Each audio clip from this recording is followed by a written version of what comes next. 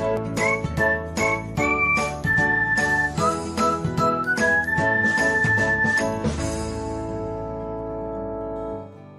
everyone, welcome back to another episode of Technologyglance.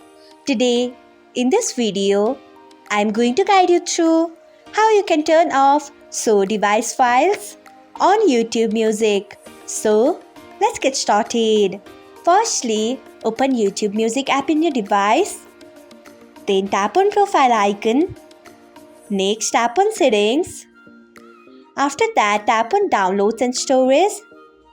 Next, you can see the option of show device files. Turn off it by tapping on it.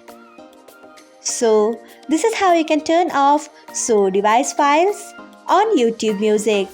Thanks for watching.